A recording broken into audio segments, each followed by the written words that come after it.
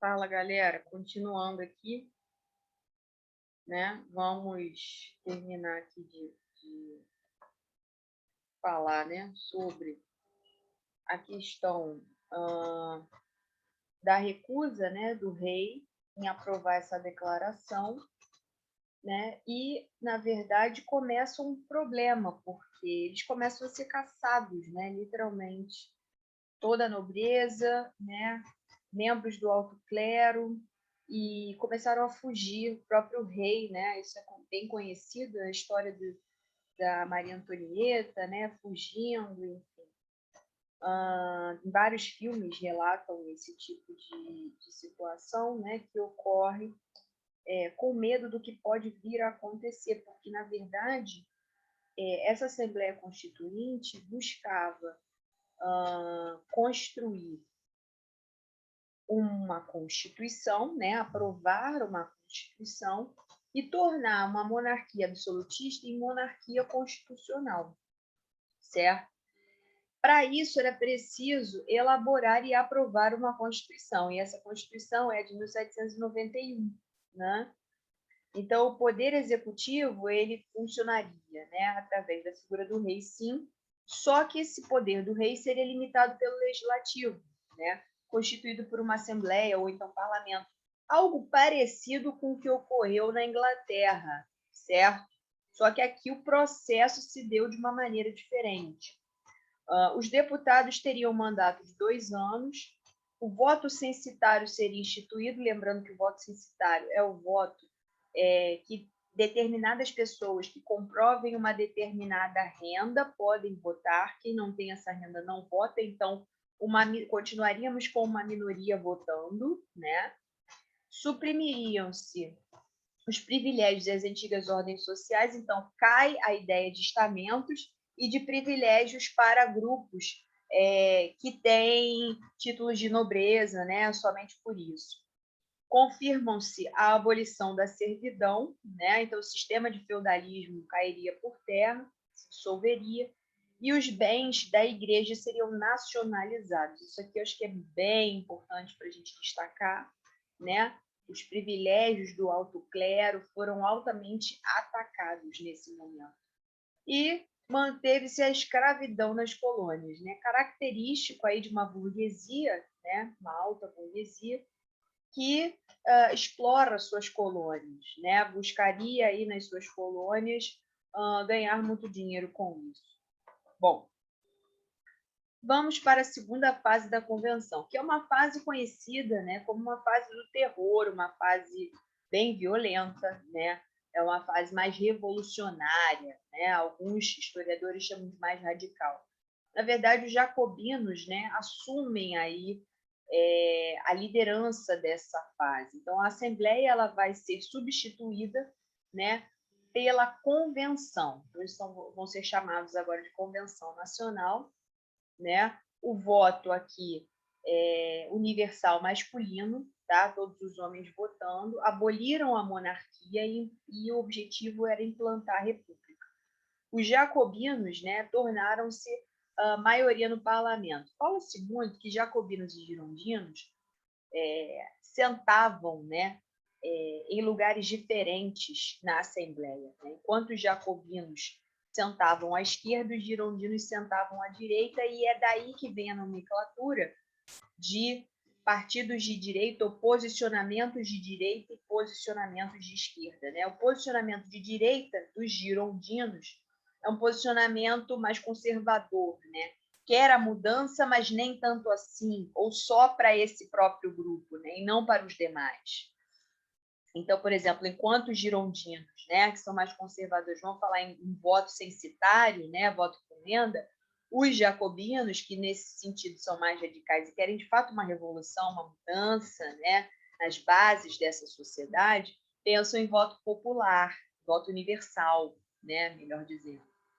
Então, assim, eles têm pensamentos distintos para a França, tá? E divergem em relação a isso. Então, enquanto um fala de uma igualdade, né, ou melhor, mais igualdade, o outro fala em participar do bolo, né, participar dos privilégios, né? Então, nesse sentido, a esquerda jacobina era um pouco mais radical, certo? O rei, nessa fase, o Luís XVI, é julgado, sentenciado, né, e culpado aí por traição ao povo, né, sendo condenado à morte por guilhotina executado em 1793. Então, isso é muito emblemático, né? Isso é muito forte, porque isso realmente caracteriza a fase mais contundente, né, intensa da Revolução.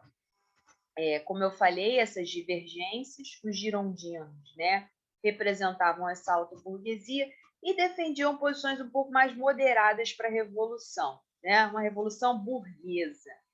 Enquanto que os jacobinos, e eles pensavam numa monarquia constitucional. Os jacobinos, já representantes de uma média e pequena burguesia, já querem algo mais radical. Então, tem essa liderança, né, do Robespierre, e queriam a instalação de uma república, um governo popular e o voto universal, né? Então, as medidas, inclusive, adotadas por eles são medidas, por exemplo, de congelamento de preços de produtos básicos, né, para a população ter acesso em tempos de revolução, né, o próprio voto. Então, são discussões mais profundas, né, que tentariam, na verdade, promover uma igualdade maior, né? Ao mesmo tempo, é o período conhecido como o ano, né, 1793, 1794, o auge da Revolução mais radical, né?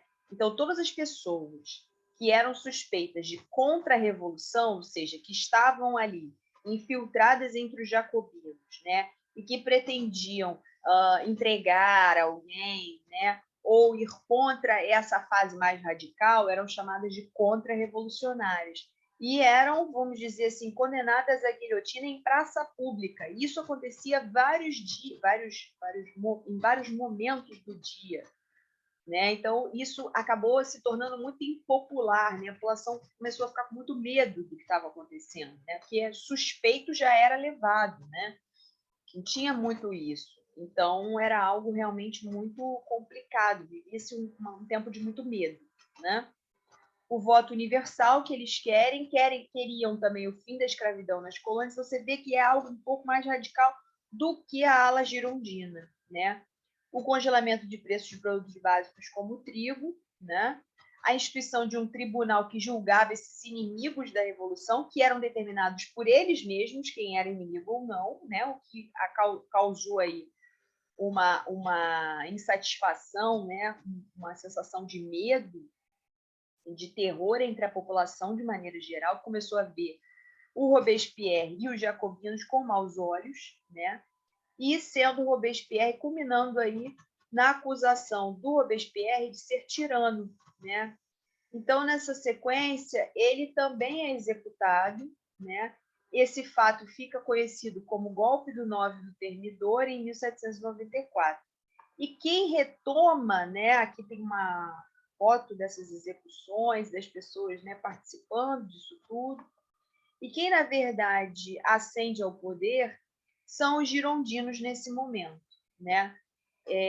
Então, os girondinos, que representam a alta burguesia, vivenciam essa última fase da Revolução, que é a fase do diretório, né? Então, você tem aí 5 diretores que iriam governar a França, só que isso era algo temporário, né?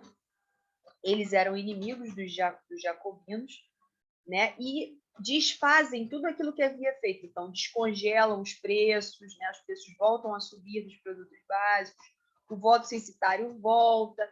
Então, quem acaba sendo muito beneficiado no fim da Revolução Francesa é a alta burguesia, volta, né, tudo como era antes.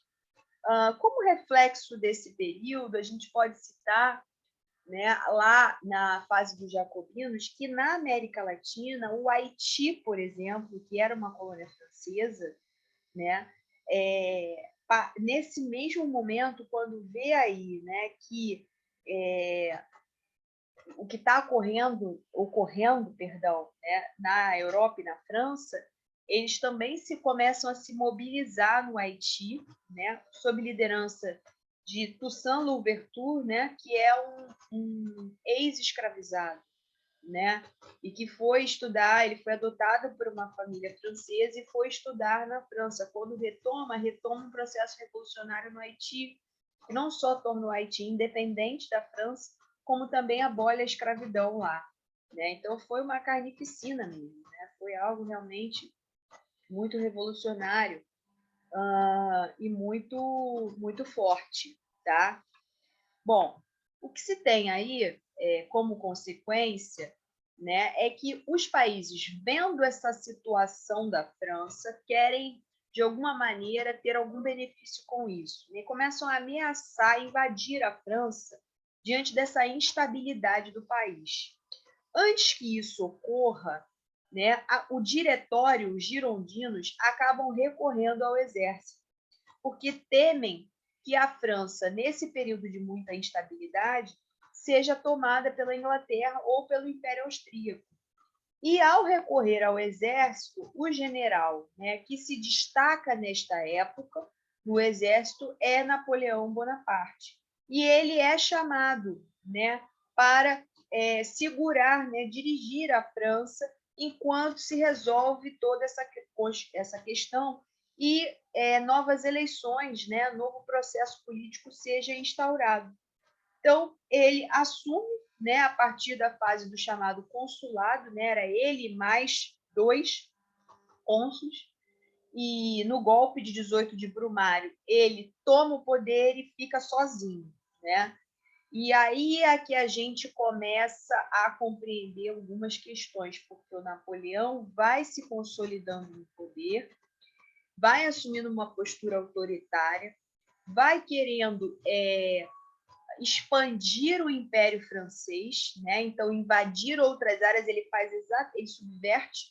Então, em vez da França ser invadida, quem vai, na verdade, começar a tentar invadir é a própria França, né? Tentando bloquear, inclusive, os outros países de comercializarem com a Inglaterra. Começa um processo de tentativa de industrialização da França, a França pungente, se desenvolvendo, né? E o que, com o apoio da burguesia, né, que ele tem, ele vai tentar, na verdade, expandir o Império Francês para outros lugares. E é o que a gente conhece, né, como bloqueio continental. O que será o bloqueio continental?